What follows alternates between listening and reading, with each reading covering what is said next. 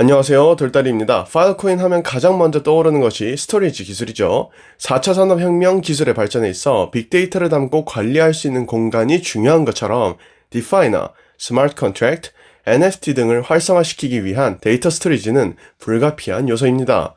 이번 영상에서는 파일코인이 이러한 부분에서 가질 수 있는 비즈니스 기회와 중국과 관련된 소식들을 정리해드리도록 하겠습니다.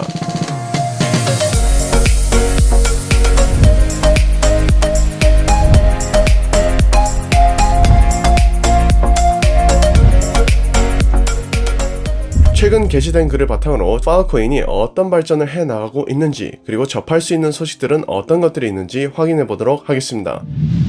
2021년 7월 6일 파일코인 블로그에는 스토리지 그 이상 파일코인의 비즈니스 기회들이라는 제목으로 글이 올라왔습니다. 먼저 클라우드 서비스의 에어비앤비라는 소제목의 내용을 살펴보면 파일코인과 에어비앤비 사이에는 우리가 생각하는 것보다 더 유사한 점들이 있다고 합니다. 이전에 파일코인 두 번째 영상을 보신 분들께서는 공유경제라는 키워드를 떠올리실 수 있으실 겁니다. 즉, 에어비앤비는 여행자들에게 자신의 집을 제공해주는 것처럼 파일코인 채굴자들은 스토리지 용량을 데이터 클라이언트들에게 제공하고 두 모델 모두 보상을 받는 대가로 생태계 참여자들에게 유익한 서비스를 제공하기 위해 자원을 사용하죠. 그런데 에어비앤비의 경제 모델은 실제로 일상적 가치, 그들의 집을 제공하는 호스트가 아니라 주로 주주에게 생성된 가치를 전달한다고 합니다. 즉, 이익의 주체가 잘못되어 있다라고 꼬집는 것 같죠. 파일코인과 같은 웹3 경제 내에서는 웹2와 웹3 모두에 대한 다양한 비즈니스 모델들이 등장하여 주류로 채택되는 길을 분명하게 하고 있다고 합니다. 웹3 핵심 요소는 프라이버시, 소유권, 투명성, 기준, 구성 가능성, 거버넌스 및 새로운 비즈니스 모델들을 포함하고 있습니다. 이러한 핵심 요소들은 DeFi와 NFT의 출현과 함께 작동하고 있음을 볼 수 있는데요. 웹3의 누락된 구성 요소는 강력한 데이터 공급망이나 지금은 파일코인으로 인해서 가능하게 되었다고 합니다. 그렇다면 파일코인이 스토리지를 넘어 웹3 경제 내에서 가질 수 있는 비즈니스 기회는 과연 어떤 것이 있을까요?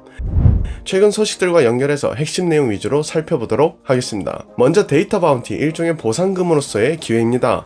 스마트 컨트랙트는 특정 CID, Content Identifier, 컨텐츠에 대한 고유 식별자를 저장하기 위해 자금을 모을 수 있다고 합니다. 여기서 언급되고 있는 CID의 활용에 대해서는 영상 후반부에서 따로 설명드리도록 하겠습니다. 데이터가 파일코인에 성공적으로 저장되었다는 증거가 제공된 후에만 자금이 지급된다고 합니다. 이와 관련된 움직임으로 2021년 5월 18일 파일코인 블로그에 작성된 Lighthouse 파일코인 이더리움 크로스체인 인프라 프로젝트 내용을 살펴보시면 이더리움 개발자들은 이더리움 스마트 컨트랙트에서 파일코인으로 데이터에 검증 가능한 스토리지를 요청할 수 있게 됩니다. 본 프로젝트는 이더리움 개발자들이 암호화 방식으로 검증이 가능하고 인센티브가 부여된 파일코인 스토리지인 IPFS 스토리지에 쉽게 확장할 수 있게 한다고 합니다. 라이트하우스는 이더리움 개발자가 이더리움에 배치된 라이트하우스 스마트 컨트랙트와 직접 상호작용하여 파일코인의 파일들을 저장할 수 있도록 허가함으로써 파일코인 스토리지 네트워크와 상호작용하는 마찰을 크게 줄여준다고 합니다. 2021년 5월 18일 라이트하우스 프로젝트에 관한 내용의 미래 목표에 대해 더 살펴보겠습니다. 본 프로젝트는 이더리움과 파일코인을 연결하기 위한 시작에 불과하며 미래를 위한 더 많은 기능들이 준비되어 있다고 합니다. 그 기능들 중에는 파일코인 스토리지 거래 상태를 이더리움 블록체인으로 되돌려 게시하거나 외부의 스마트 컨트랙트로부터 스토리지 거래를 자동 갱신 기능 혹은 유저들이 이자를 벌 수 있는 DeFi 스마트 컨트랙트를 통한 지불 기능을 포함하고 있다고 합니다. 다음으로는 컨텐츠 중심 NFT입니다. 딜 ID는 스토리지 거래, 고객과 채굴자 간 컨텐츠 일부 저장 합의를 보여주는 고유의 식별자인데요. 즉, 거래의 합의를 증명해주는 고유 식별자인 거죠. 그렇기 때문에 각각의 모든 파일코인에 있는 딜 ID는 근본적인 컨텐츠의 고유 식별자 NFT로 간주될 수 있습니다. 이렇게 VR 컨텐츠나 게임, 3D 프린팅 모델 등을 사고 파는 사람들과 함께 분명하게 구별된 딜 ID를 중심으로 시장이 나타날 수 있겠죠. NFT와 관련 파일코인의 소식을 살펴보도록 하겠습니다. 2021년 6월 17일 오픈시는 IPFS와 파일코인으로 NFT를 저장한다는 제목의 글입니다. 오픈시는 웹3 공간에서 가장 큰 NFT 시장 중 하나로 오늘날 수백만 개의 NFT를 위한 시장을 만들고 있다고 합니다. IPFS와 파일코인을 사용하여 오픈시를 사용하는 NFT 크리에이터들은 이제 IPFS 컨텐츠 어드레싱, 컨텐츠 지정과 증명이 가능하고 파일코인으로 탈중앙화된 스토리지를 활용한 불변하는 NFT 메타데이터를 만들 수 있다고 합니다. 여기서 언급되고 있는 오픈시는 2017년에 설립되었으며 2,530만 개의 NFT가 존재합니다. 또한 벤처 캐피탈 회사인 앤드리슨 호로위츠, DCG의 코인베이스, 바이낸스가 제공하는 암호화폐 지갑인 트러스트 월렛, 세계 최초로 이더리움 스마트 컨트랙트를 검증해 취약점을 발견했으며 보안 감사 프로토콜을 개발하는 퀀트 스탬프, 블록체인 투자 전문의 투자업체 블록체인 캐피탈 등 디지털 경제의 리더들로 구성되어 있는 곳임을 알 수 있습니다. 컨텐츠는 영구적으로 저장되고 누구나 오랜 기간 검색할 수 있어야 합니다. 파일코인의 암호화 증명과 경제 메커니즘으로 인해 파일코인 스토리지 제공자, 채굴자들은 사용자가 필요로 하는 한 유저들의 데이터를 저장하도록 장려되고 NFT와 같은 귀한 데이터가 보호되고 잃지 않으며 장기간 고가용성을 보장한다며 파일코인이 선택된 이유를 알 수 있죠. 자, 그리고 마지막으로 영상 초반부에 언급드렸던 CID의 활용에 대해서 설명드리도록 하겠습니다. 먼저 NFT를 만들 경우 NFT 자산을 조회하는 방법을 선택할 때 블록체인에 있는 토큰과 세계 다른 곳에 있을 수 있는 관련 데이터 간의 링크를 만든다고 해요. 그런데 과거에는 해당 정보를 저장하는 중앙 서버를 가리키는 지정된 위치 주소인 URL을 사용했다고 합니다. 하지만 일반 URL은 연결이 끊기거나 404 에러, 클라이언트가 서버와 통신은 가능하나 서버가 요청한 바를 찾을 수 없을 때 나타나는 HTTP 표준 응답 코드 혹은 일부 NFT의 경우 러그풀, 개발자가 프로젝트를 갑작스럽게 중단해 투자금을 가로채는 사기 행위와 같은 문제에 취약할 수 있다고 합니다. 다행히도 IPFS는 Contents Addressing, 컨텐츠 지정 주소를 사용해 데이터를 조회할 수 있게 만듭니다.